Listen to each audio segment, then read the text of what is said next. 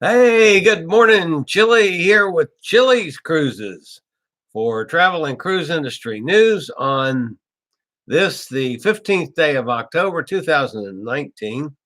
Welcome to you guys, all that are out there from a very chilly, uh, not me, the weather kind of chilly, very nippy, let's put it that way, morning here in Virginia. When Brat the Cat got me up this morning and checked outside, it was 41 degrees. I realized, folks, some of you guys have got it a lot worse than I do here in Virginia. And I feel for you, but I'm just not ready to be wearing long sleeves under one of my new shirts from the last cruise I was on. Before we get to the news, because we got a couple things to discover today. Obviously, some weather updates, both locally and from the typhoon, and my main story this morning. But I do want to touch base on a little bit about my planning for a cruise coming up, which I'm still working on making decisions. Excuse me for a sip of coffee. This is cup number 3 today, by the way. It's been a long night already. I'm considering one of two things, and I'll throw that out. And if any of you have any comments about it, by the way, good morning, Bonnie. Hugging a squeeze to my little buddies down there in Florida. I'm considering two things. One, and it came from actually one of our viewers that checks out our news broadcast from time to time. Who is real big on Holland America and has just recently been on a Holland America cruise. And I'm fascinated with the food, the pictures of the food that I have seen on his posts. I have not done a Holland America cruise yet, and I need to.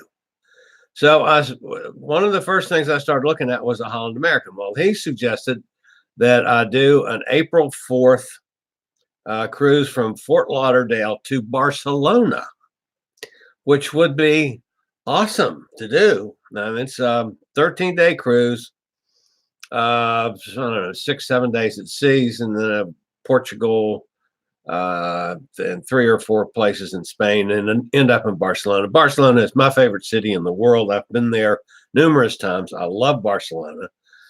And I thought, well, that's not a half bad idea. So I started doing the research on it. And, let's face it, folks, it's pretty expensive. I've never done a transatlantic cruise, number one. I've never done a 13-day cruise, number two. So when I'm comparing what I'm used to spending on doing a cruise, a 13-day transatlantic cruise is, and also I'm looking at doing solo, which that adds up the prices more on most lines. It's pretty expensive. By the time I fly from Virginia to Fort Lauderdale, probably doing overnight, since it is all the way to Fort Lauderdale. I don't want to run the risk of missing the sailing because of air problems in the winter. So there's a motel involved the night before the cruise. And then, of course, flying home one-way tickets, of course, which are more, from Barcelona to back to probably I would fly out of one of the Washington airports. And so then I've either got a train from here to DC or get some of my family to drive me up. So they got to drive 4 hours and back 4 hours. So they got to drive 8 hours. So there's another cost. So anyway, it's an expensive proposition. I'm weighing that against doing a back-to-back, actually a little bit earlier, which I had planned on going. My niece gets back from New Zealand in mid-January, and I wanted to go on a cruise the end of January or the first part of February rather than all the way into April. I can do a back-to-back cruise on a Carnival Sensation and a Zutterdam. Oh, a 5-day and then a 7-day on the Zutterdam, which are different, ports other than, I think it's out of Miami. I believe that's out of Miami. But anyway, I can do the 2 cruises back to back, 2 different ships, considerably cheaper than I could do the April 4th trip to Barcelona. So I'm trying to come up with balancing the 2 and deciding what I'm going to do, because I need to get it booked here shortly. All right, so much for my figuring out what I'm going to do here in the future.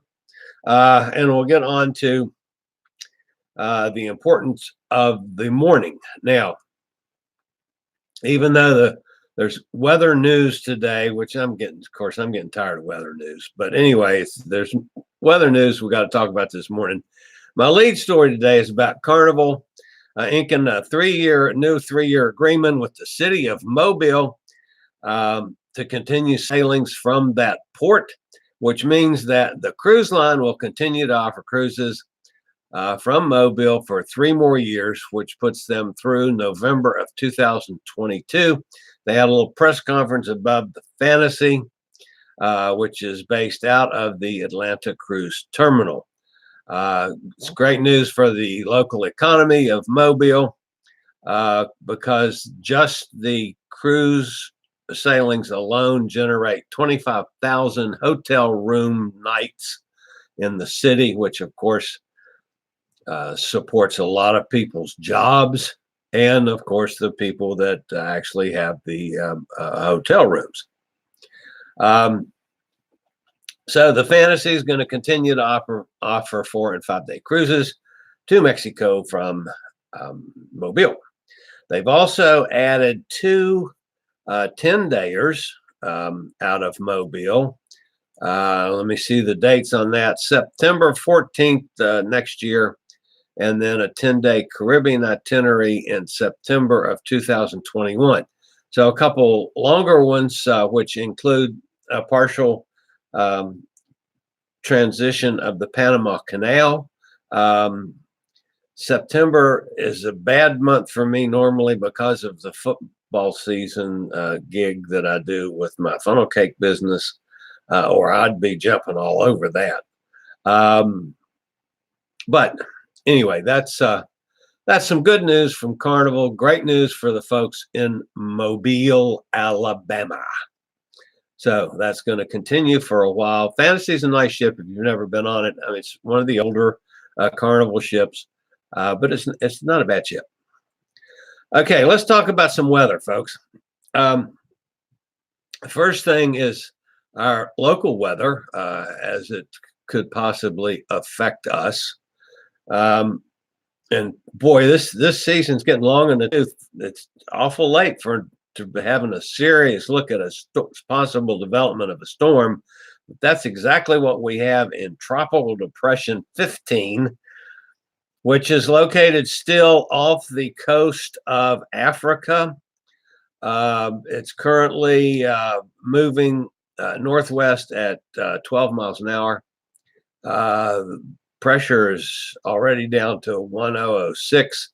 They're thinking that this has an excellent possibility, even this late in the season, of further development. So it's definitely one we're going to have to keep our eyes on for the next few days to see what happens. The current path of it has it aimed right at, again, the northern Bahamas and possibly southeastern part of the United States again. Of course, could change. But anyway, relatively good chance that we're going to have another major storm, and this one is Nestor, I think. Then if it becomes a name storm, which it probably will, I believe it's Nestor. It's an N name.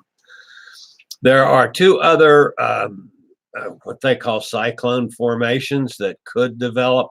One is off the coast of South America. And it is, let's see, located is 650 miles east of the southern Windward Islands. small chance of further development here. They're talking 10% chance. And then there's one over actually right on the coast of Guatemala, also a cyclone formation. But this one is almost 0% chance. But the 15, Tropical Depression 15, so it's already gone past the first stage of this silly naming stuff they do, is looking pretty dicey. On the west side of the United States, there's one right off the coast of Guatemala, a low pressure system, which has a very high likelihood of further development. However, it at this point is expected to be only a system that's going to produce some heavy showers and thunder showers, unless there's really some major development. And then there's one well out in the Pacific. We're talking about 1,200 miles southwest of Baja. Also a cyclone formation with about a 20% chance of development. So there's a couple storms on the Pacific side of things, and a couple depressions, and the one tropical depression 15 to watch on as it develops. So that's local weather. It's getting late in the season, folks, for a big storm. I mean, we've had them before this late, but this would be an unusual one. All right, or rather Typhoon Hagibis. Of course, as of 6 o'clock this morning, it had taken 66 lives. I'm sorry to report, total. There's still some people missing. They got about 110,000 rescue workers taking part in search and rescue operations across the country. According to the government, the typhoon caused 48 landslides in 12 of Japan's areas that are called prefectures, according to Al Jazeera English. The government ordered 7 million people to evacuate that were expected to hit by the storm. Really, really a tough situation throughout much of Japan. And there's lots of damage. There's going to be lots of infrastructure rebuilding, like we're seeing in the Bahamas. This was a nasty, nasty storm. Left 166 people dead. It also brought about another problem, specifically in Japan, and it's one that rears its ugly head in this country at times too. The heavy rain and winds sent 2 homeless men to try to use a shelter in Tokyo, but they were turned away as they did not have an address. You know, homeless folks don't have a mailing address, so they were not allowed to get in that specific shelter. It caused a huge debate in Japan, and not everyone is sympathetic. It's much like the political split we have in this country. Basically, what happened to cover these folks, another area opened a shelter that evening, and they were able to get into another shelter. But it did spark the controversy because the men were asked to write their name and address, and when they had no address, he was turned away. One of the 2 had an address in another district and was still turned away because it was not in that district. And this is in the middle of the storm. So it's brought this whole light of homeless folks and the problems therein to the forefront in Japan. The Prime Minister has gotten involved in it and said that they've got to look at the rules and regulations thoroughly on that situation. Not everybody is in favor of helping the homeless out in this situation. They look at it from the rather harsh line of these are smelly, mentally ill folks that don't deserve our help. So there again, you got that political split of one side that wants to help and one side that doesn't want to help, and that just makes the problem that much worse. Also points out the problem of homeless folks in our country. Not that I have any information that any homeless folks have ever been turned away from shelters during hurricanes, but how is it handled? I don't know, because I'm in the middle of that. It's not anything that at least I have ever heard about. But anyway, it's a tough situation when you've got homeless folks, especially when they're required to have an address. I mean, that to me sounds awful. So actually, that was it on the news this morning. There wasn't a whole lot of great stories other than the weather and follow up. So on a personal note, of course, on another personal note, since I talked about my cruise decisions quite a bit there, the next couple weeks are going to be nuts for me again. My niece will be, leaves Thursday, I think it is, to go to New York. She's going to be gone till the first of the month. So I'll be running her business. My business has a gig every weekend. I've got a football game this weekend. The football game this weekend. Then there's 2 weekends that I have little gigs and another football game. Anyway, it's nutty. And my schedule for Amanda's business is I got some days that I'm booked solid, where literally I'll be running from early morning till late at night, doing pet sitting, which I love doing. Don't get me wrong. I love playing with the pets and taking care of them and stuff. I've adopted hundreds of animals. So anyway, it's going to be busy.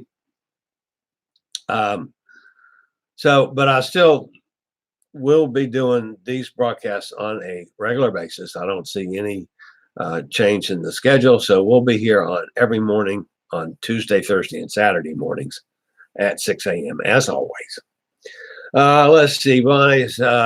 Any chance I could go on the Traveling with Bruce group cruise?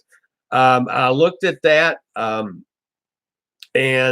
I had a conflict on dates, those particular dates. So, and I want to look at doing something sooner than his group cruise. And I'll probably be doing some talking about his group cruise to help him promote it, unless because he's so big, they might sell that sucker out in no time. But anyway, my friend Bruce, Traveling with Bruce, and if any of you guys don't follow him, it's a great dude. It's a good dude. He used to do almost identical stuff to what I'm doing now, as far as travel and cruise industry news, and he's cut it back to where he's doing just one live broadcast on Monday nights now. But anyway, so that's probably not going to make his group cruise, Bonnie, unfortunately. So that's it for today. Time for a little commercial message. I regularly post videos on all facets of the travel and cruise industry. If you'd like to keep up with the latest in cruise ships, ports of call, cruises themselves, Chillie chats when I do interview shows, and of course, travel and cruise industry news on Tuesday, Thursday, and Saturday mornings at 6 a.m. Eastern Daylight Time, soon to be Eastern Standard Time here coming up. We've changed clocks back. But anyway, hit the little subscribe button down there in the lower right-hand corner someplace. Click on the bell notification. You'll be notified when I go live or as I post a new video. I am working on a couple of videos from the cruise on the Sun. I've got to I'm in the process of updating the information that I used in the last Sun video I did with new pictures and new video clips and so forth. That'll be coming out. And of course, I am working on what may be Pulitzer Prize winning effort of how to lose weight on a cruise.